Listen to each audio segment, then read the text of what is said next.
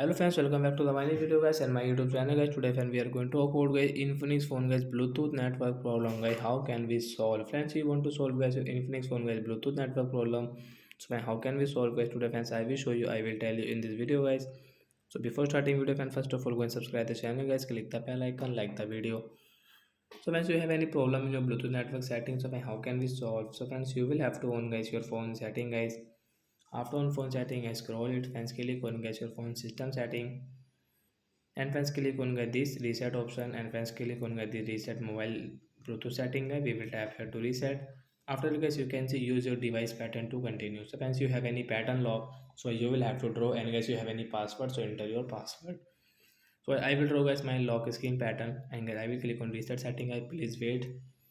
So we will wait for a while, and friends after that guys you can see guys setting has been reset, means guys your bluetooth problem has solved.